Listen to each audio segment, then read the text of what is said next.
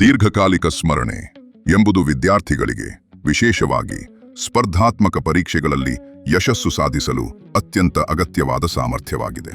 ಮಾಹಿತಿಯನ್ನು ಮೆದುಳಿನಲ್ಲಿ ದೀರ್ಘಕಾಲ ಉಳಿಸಿಕೊಳ್ಳಲು ಸ್ಮರಣೆಯ ಪ್ರಕ್ರಿಯೆಗಳನ್ನು ಸರಿಯಾಗಿ ಅರ್ಥಮಾಡಿಕೊಳ್ಳುವುದು ಬಹಳ ಮುಖ್ಯ. ಸ್ಮರಣೆಯು ಮುಖ್ಯವಾಗಿ 3 ಹಂತಗಳಲ್ಲಿ ಕೆಲಸ ಮಾಡುತ್ತದೆ. ಎನ್ಕೋಡಿಂಗ್, ಮಾಹಿತಿಯನ್ನು ಸ್ವೀಕರಿಸುವುದು; ಸ್ಟೋರೇಜ್, ಸಂಗ್ರಹಿಸುವುದು; ಮತ್ತು ರಿಟ್ರೈವಲ್, ಪುನರುತ್ಪತ್ತಿ ಅಥವಾ ಅಗತ್ಯವಿದ್ದಾಗ ನೆನಪಿಗೆ ತರುವುದು. ದೀರ್ಘಕಾಲಿಕ ಸ್ಮರಣೆ ಸರಿಯಾಗಿ ಕೆಲಸ ಮಾಡಬೇಕಾದರೆ ಮಾಹಿತಿಯನ್ನು ಸರಿಯಾಗಿ ಎನ್ಕೋಡಿಂಗ್ ಮತ್ತು ಸ್ಟೋರೇಜ್ ಮಾಡುವುದು ಕಡ್ಡಾಯವಾಗಿದೆ. ಮಾಹಿತಿಯು ನಮ್ಮ ಮೆದುಳಿನಲ್ಲಿ ಹಂತಹಂತವಾಗಿ ಪ್ರಕ್ರಿಯೆಗೊಂಡು ದೀರ್ಘಕಾಲಿಕ ಸ್ಮರಣೆಯಾಗಿ ಬದಲಾಗುತ್ತದೆ. ಸೆನ್ಸರಿ ಮೆಮೊರಿ ಇದು ಅತ್ಯಂತ ಅಲ್ಪಾವಧಿಯದ್ದಾಗಿದ್ದು ಆ ಕ್ಷಣಕ್ಕೆ ಮಾತ್ರ ಸೀಮಿತವಾಗಿರುತ್ತದೆ.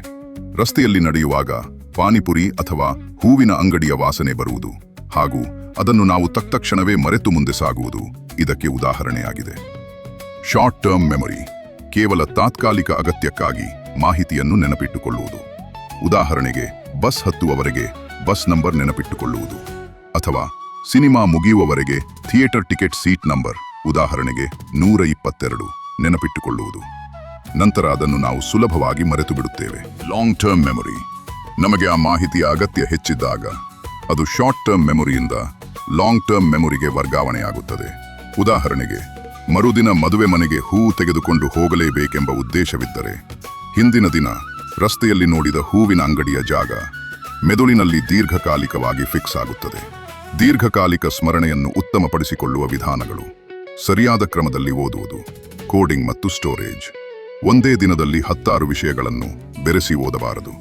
ಹೀಗೆ ಮಾಡಿದರೆ ಲೈಬ್ರರಿಯಲ್ಲಿ ಪುಸ್ತಕಗಳನ್ನು ಎಲ್ಲೆಂದರಲ್ಲಿ ಎಸೆದಂತಾಗಿ ಪರೀಕ್ಷೆಯ ಸಮಯದಲ್ಲಿ ಬೇಕಾದಾಗ ಆ ಮಾಹಿತಿಯನ್ನು ಹೊರತೆಗೆಯಲು ರಿಟ್ರೈವಲ್ ಸಾಧ್ಯವಾಗುವುದಿಲ್ಲ. ಬದಲಾಗಿ ಬೆಳಗ್ಗಿನಿಂದ ಸಂಜೆವರೆಗೆ ಒಂದೇ ವಿಷಯವನ್ನು, ಉದಾಹರಣೆಗೆ ಇತಿಹಾಸ ಅಥವಾ ವಿಜ್ಞಾನ, ಒಂದು ಕಥೆಯ ರೂಪದಲ್ಲಿ ಓದಿದರೆ ಅದು ದೀರ್ಘಕಾಲಿಕ ಸ್ಮರಣೆಯಲ್ಲಿ ಸರಿಯಾಗಿ ಸ್ಟೋರ್ ಆಗುತ್ತದೆ. ನಯನ ಸ್ಪಂದನ ವಿಧಾನ, ವಿಜುವಲೈಸೇಷನ್. ಓದಿದ್ದನ್ನು ದೀರ್ಘಕಾಲ ನೆನಪಿಟ್ಟುಕೊಳ್ಳಲು ನಯನ ಸ್ಪಂದನ ಎಂಬ ವಿಧಾನ ಬಹಳ ಸಹಕಾರಿಯಾಗಿದೆ.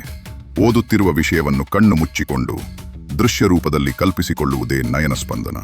ಉದಾಹರಣೆಗೆ, ಶಿವಾಜಿಯ ಬಗ್ಗೆ ಓದುವಾಗ ರಾಯಗಢದ ಕೋಟೆ ಮತ್ತು ಆತನ ಚಿತ್ರಣವನ್ನು ಕಣ್ಣ ಮುಂದೆ ತಂದುಕೊಳ್ಳುವುದು, ಅಥವಾ ಪಾರ್ಲಿಮೆಂಟ್ ಬಗ್ಗೆ ಓದುವಾಗ ಅಲ್ಲಿ ನಡೆಯುವ ಚರ್ಚೆಗಳನ್ನು ದೃಶ್ಯಕರಿಸಿಕೊಳ್ಳುವುದು.